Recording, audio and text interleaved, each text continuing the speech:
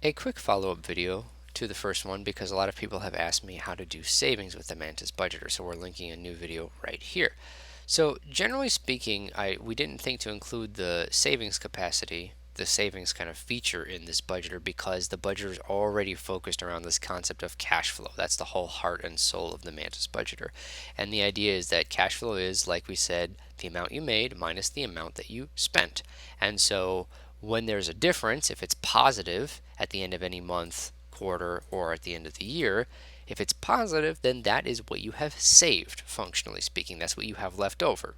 And it doesn't really matter if that's just you left it in your checking account. That means when you check your checking account at the end of the month, oh, you've got $500 extra in at the end of the month, great.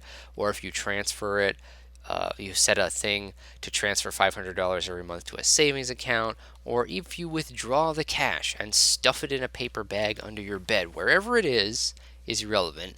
You have, because of the way you've done your budget, presumably you're up $500 every month, and so you have positive cash flow, and positive cash flow equals you've saved that much money. So whatever you do, however you want to organize your savings, that's up to you. Now, I understand that most people want to or are more comfortable having an explicit line item for savings, so we've added this line right here, set aside for savings. Now, don't mess with this line, don't move it or change it around, just leave it there. So you can add this into your budget, and it's an expense, and it's calculated as an expense on this page. So up here in this example, you've made $4,000, you've spent $4,000, that includes this amount, and then the difference is 0.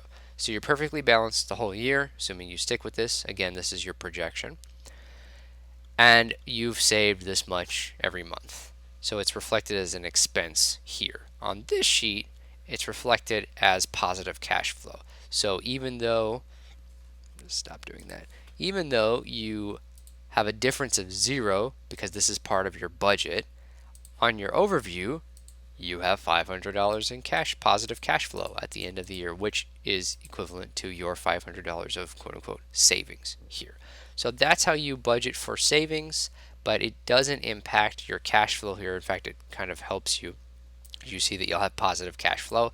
At the end of the year, you'll save $6,000. So that is how you do savings with the Mantis budgeter. Hopefully the concept of cash flow will help you think about that better.